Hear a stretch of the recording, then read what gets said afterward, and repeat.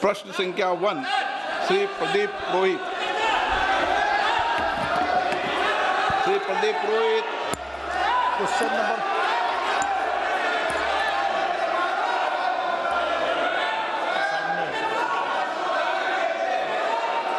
Question number 1।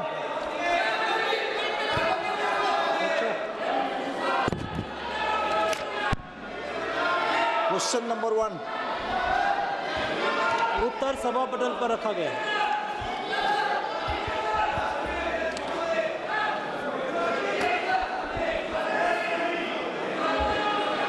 मैं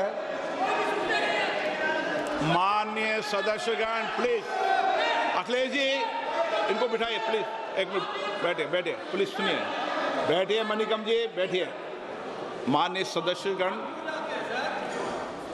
ये प्रश्नकाल है और मेरा आग्रह आपसे निवेदन है कि हमें संसदीय परंपराओं को उच्च कोटि बनाने का प्रयास करना चाहिए और प्लीज, और ये मिथक तोड़ना चाहिए कि सदन के प्रथम दिन सदन के अंदर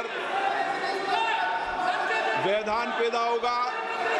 हमारे प्रयास होना चाहिए कि हम देश की जनता की भावनाओं के अनुरूप, उनकी इच्छाओं के अनुरूप यहाँ सदन में उनकी आकांक्षा रखें, उनकी भावनाओं को अभिव्यक्त करें और महत्वपूर्ण विषय जो देश में घटना घटी है उन पर व्यापक चर्चा और संवाद हो।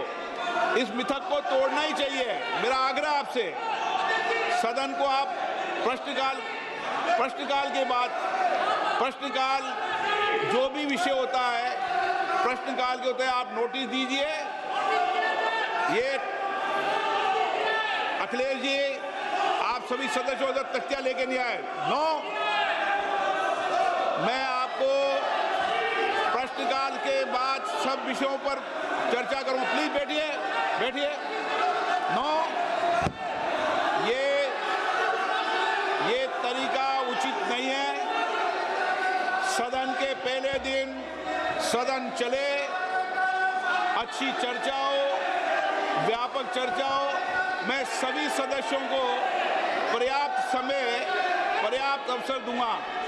सदन नियमों प्रक्रियाओं से चलता है। प्रश्नकाल के बाद प्लीज बैठिए। नो, प्रदीप पुरोहित जी। मैं क्वेश्चन नंबर 1 पे जो माननीय मंत्री जी ने जो उत्तर दिए हैं, मैं उनको धन्यवाद देता हूं। व्यापक मात्रा में उनका उत्तर हमको भेजे हैं। मैं मोदी जी को भी धन्यवाद देना चाहता हूं, हमारा यशस्वी प्रधानमंत्री, इसलिए कि मोदी जी सबका साथ सबका विकास का जो नारा देके 2014 में देश चलाने की शुरुआत किए।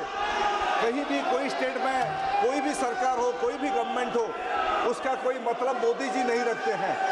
कोई भी 2014 से 2019 तक उड़ीसा में बीजू जनता दल का सरकार था, फिर भी केंद्र सरकार, मोदी जी का सरकार पर्याप्त अर्थ उड़ीसा को दिया था। और इसी बारे में क्वेश्चन नंबर 1 के संदर्भ बारे में मैं ये माननीय मंत्री जी से पूरक प्रश्न ये पूछना चाहता हूँ। माननीय मंत्री जी, चूंकि सरकार खेलो इंडिया और राष्ट्रीय खेल विकास निधि NSDF जैसी मांग आधारित योजनाओं के माध्यम से राज्यों को प्रयासों को सफलतापूर्वक पूरा कर रही है, क्या मंत्री महोदय कृपया यहाँ बताने का कष्ट करेंगे कि इन योजना के अंतर्गत स्वीकृत खेल परियोजना की निगरानी और पारदर्शिता की सुनिश्चित करने के लिए मंत्रालय क्या कदम उठा रहे हैं, विशेषकर उड़ीसा राज्य के प्रसंग में? माननीय मंत्री जी,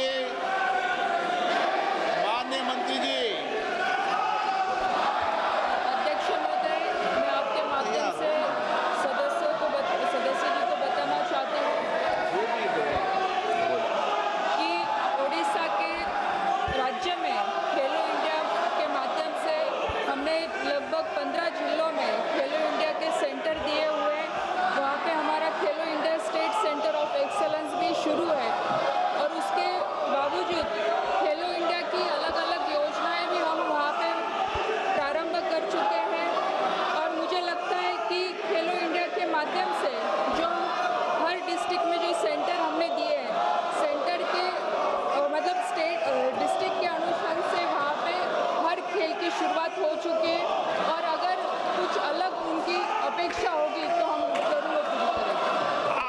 ऑपरेशन सिंदूर पर चर्चा करना चाहते हैं?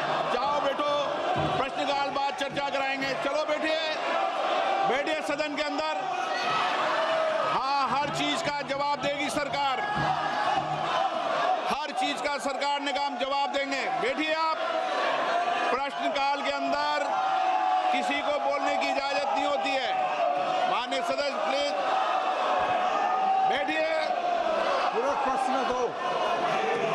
माननीय मंत्री जी, आज ग्रामीण क्षेत्रों में खेल प्रतिभाओं की भागीदारी तेजी से बढ़ रही है और मिनी स्टेडियम इस दिशा में बहुत सहायक सिद्ध हो रही है। क्या मंत्री जी बताना चाहेंगे कि क्या सरकार खेलो इंडिया योजना के तहत पिछड़े और आकांक्षी जिलों से प्राप्त प्रस्तावों को प्राथमिकता देकर उनके तेजी, सिक्योरिटी और विकास के लिए कोई विशेष पहल कर रही है? मैं माननीय सदस्य जी को बताना चाहूँगी कि जो मिनी स्टेडियम के बारे में उन्होंने यहाँ पे पूछा है, वो राज्य सरकार का विषय है और जो छोटे स्टेडियम है वो राज्य सरकार के माध्यम से पूरे किए जाते हैं। जो केंद्र सरकार के माध्यम से जो बड़ी मांग जो आती है, जो स्टेट गवर्नमेंट को जो सपोर्ट के लिए लगता है, वो राशि हम वहाँ पे उपलब्ध करवाते हैं। लेकिन जो डिस्ट्रिक्ट में जो छोटे सेंटर जो चाहिए वो राज्य सरकार के माध्यम से पूरे किए जाएंगे। Doctor Amar Singh, no. आप प्रश्नकाल जैसे महत्वपूर्ण विषय पर जवाब मांगते हो, सरकार जवाब देने को तैयार है। ये सदन है, नारेबाजी करने के लिए आप सदन के बाहर जाओ। सदन में नारेबाजी करना उचित नहीं है। सदन में नियमों से सवाल उठाओ, सरकार जवाब देगी। प्रश्न संख्या 3, विजय कुमार दुबे।